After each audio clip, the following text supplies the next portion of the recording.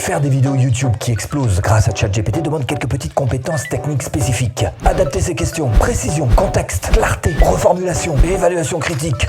Je vous ai mâché le travail avec 4 questions à recopier. Voici la première. On passe sur mon bureau, on passe en version tuto et pas besoin de devenir un éditeur de contenu conversationnel YouTube parce que je vais vous faire ces 4 questions, vous n'aurez plus qu'à les recopier, des questions remplir les blancs, plus qu'à remplir les trous tout simplement et ça va vous permettre juste d'avoir plus de vues sur vos vidéos YouTube. C'est parti. Parce qu'évidemment, si vous ne posez pas les bonnes questions, et c'est bien là que le challenge se joue quand on est avec ChatGPT, si vous ne posez pas les bonnes questions, vous n'aurez pas les bonnes réponses.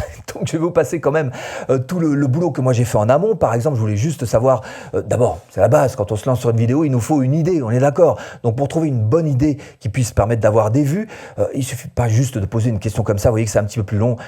Un petit peu galérer pour trouver finalement la bonne question qui va vous permettre d'avoir une bonne idée pour vos vidéos YouTube selon votre thématique et encore une fois avec des remplir les blancs et ça ressemble à ça.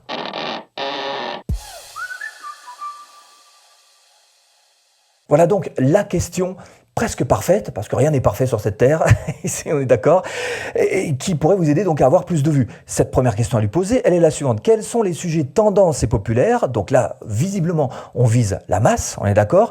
Actuellement alors là, vous mettez votre niche, la thématique dans laquelle vous êtes, qui suscite l'intérêt des... Il va falloir mettre ici votre public cible. Alors, public cible, c'est quoi? Savoir un petit peu si vous vous adressez à des adultes, des enfants, des ados, quel est votre public cible en termes d'hommes, de femmes? Et si ce sont plutôt des gens qui sont dans des grandes villes ou plutôt à la campagne? Ça, c'est la démographie. Puis il y a aussi le côté psychographique qui est peut-être quelquefois un petit peu plus compliqué à repérer, mais sachez-le, c'est l'intérêt des gens. Par exemple, si vous faites une chaîne sur le mini-golf, peut-être que vous allez vous adresser à des pères de famille qui ont 2 enfants et qui, en même temps, aiment aussi le gaming parce qu'ils ont tendance à jouer avec leurs enfants sur la PlayStation. Voilà, tout simplement. Donc là, vous avez un type de public cible à essayer d'y mettre. Alors, vous n'êtes pas obligé d'avoir tous ces détails, mais essayez d'en mettre le maximum en tous les cas pour, encore une fois, apporter des précisions à ChatGPT.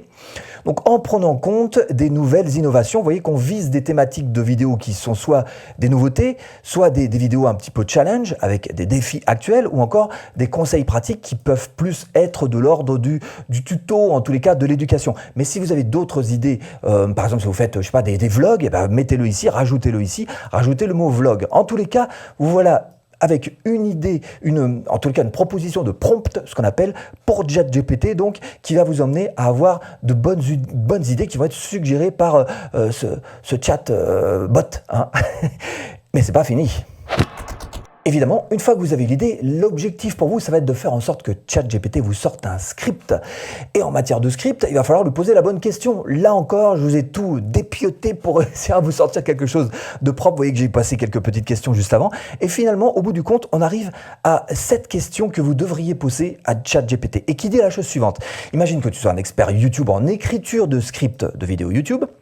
Voici les éléments clés pour cette vidéo YouTube. Alors, vous mettez le titre si vous l'avez déjà confectionné. Si ce n'est pas le cas, c'est pas grave, vous mettez juste le sujet. En tous les cas, essayez quand même de mettre à cet endroit-là un mot-clé. Par exemple, avoir des abonnés. Voilà, ça c'est un mot-clé qui va vous aider donc à faire en sorte que ChatGPT repère mieux ce dont vous êtes en train de parler. La niche, là encore une fois, mettez, je sais pas, si vous êtes dans le mini-golf, vous mettez mini-golf à cet endroit-là. Votre audience cible, bon, on en a parlé tout à l'heure, je ne vais pas revenir dessus. Et puis sur ces bases-là, génère-moi un plan détaillé, voyez, pour un script. Donc là, il va vous faire, en incluant les différentes sections, les points clés à aborder et éventuellement des idées pour l'introduction et la conclusion. Là, en fait, ce que vous lui demandez tout simplement avec ce plan détaillé, c'est de faire un petit peu comme la table des matières d'un livre. Il va vous sortir donc des listes à puces et avec, encore une fois, donc des chapitres, des sous-chapitres, des points clés à aborder, etc.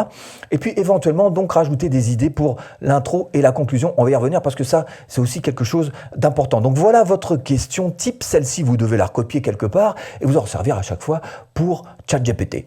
Évidemment, avec ça, juste ça, il va vous manquer quelque chose de primordial. Je te montre. À ce stade, il est possible que votre script manque d'un petit peu d'humanité, que ça manque d'émotion. Et c'est bien ça le problème en général avec ChatGPT, c'est qu'on s'éloigne un peu de l'aspect humain. Et l'aspect humain, pour une vidéo YouTube, pour créer de la connexion avec votre spectateur, c'est juste primordial. Raison pour laquelle j'ai posé cette question à ChatGPT qui dit, imagine que tu sois un expert YouTube, donne-moi la liste à puces des 5 éléments clés de la psychologie humaine pour réussir une vidéo. Eh ben, on va voir un petit peu ce qu'il nous propose. D'abord, il nous propose de faire un titre accrocheur. Pas faux, on y reviendra dans quelques instants. L'introduction percutante, oui, les premières secondes comptent, c'est vrai. Le contenu avec de la valeur aussi, ok, on le sait, il faut mettre de la valeur dans le contenu. Mais moi, ce qui m'intéresse surtout, c'est cette proposition-là, à savoir l'engagement émotionnel. Effectivement, c'est important, comme je vous le disais, d'avoir une connexion émotionnel avec votre spectateur. Et là, il nous dit quoi? Il nous dit, les émotions jouent un rôle essentiel dans la rétention et dans le partage des vidéos.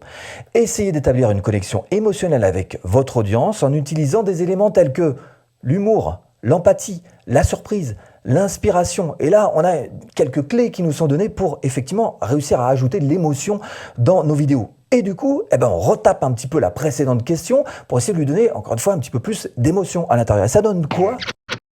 Eh bien, ça donne cette question qui est la même que celle qu'on a posée tout à l'heure. Ça, on garde, il n'y a pas de souci. Jusqu'ici, donc, c'est la même. Par contre, on ajoute cette petite subtilité. Tu devras y ajouter de l'émotion, à savoir humour, empathie, surprise, inspiration, etc. Vous pouvez rajouter peur, qui est une émotion forte, etc. Bref, mettez des émotions, celles que vous voulez inspirer, en tous les cas, dans votre vidéo. Donc, la question complète, cette troisième question que vous devez poser, est la suivante. Troisième ou deuxième? Je sais plus. Troisième. Et la suivante, donc, recopiez-la et servez-vous-en à gogo. Bien sûr, si vous voulez après aller encore un petit peu plus loin, n'hésitez pas à encore pousser ChatGPT dans ses retranchements après avoir posé cette question ou les précédentes. Dans chacun de ces domaines, essayez de pousser si vous souhaitez aller plus loin. Mais déjà là, vous avez quand même quelque chose de solide, un prompt solide. Oui, les 5 premières secondes sont primordiales, ce qu'on appelle l'accroche. Et vous avez peut-être remarqué que quand on passe notre souris, quand on est sur la page d'accueil youtube.com et qu'on passe notre souris au-dessus d'une de ces vidéos, n'importe laquelle, celle que vous voulez, souvent on a tendance à laisser un petit peu la souris dessus parce que pour le coup, il y a une prévisualisation qui se met en place. Alors on regarde souvent pas très longtemps, mais en tous les cas, ça nous permet de juger un petit peu ce que vaut la vidéo et si oui ou non, on va cliquer dessus. Alors, pour ça que je vous dis que les 5 premières secondes sont drastiquement importantes et qu'il faut savoir les travailler, l'accroche de la vidéo. Et justement, ChatGPT va nous y aider. Et la question qu'il vous faut réussir à poser à ChatGPT pour avoir la réponse qu'il vous faut pour cette accroche, elle est la suivante. Il n'y a pas de blanc à remplir sur ce coup-là, mais si vous voulez encore une fois donner un peu plus de contexte, n'hésitez pas à le faire, ça aide ChatGPT. Imagine que tu sois un expert en psychologie humaine et copywriter de génie. Trouve-moi une accroche de vidéo YouTube non seulement capable de retenir les spectateurs, mais aussi de les inciter à rester jusqu'au bout de ma vidéo. Alors bien sûr, après, il reste le titre, la vignette et bien d'autres choses à mettre en place. Et j'espère que vous avez noté parce que vous avez là 4 questions qui vont vous aider à créer du contenu qui explose grâce à ChatGPT. Et si vous voulez aller plus loin et vivre de votre chaîne YouTube, je vous propose juste de cliquer là. Formation offerte. À tout de suite, si tu cliques.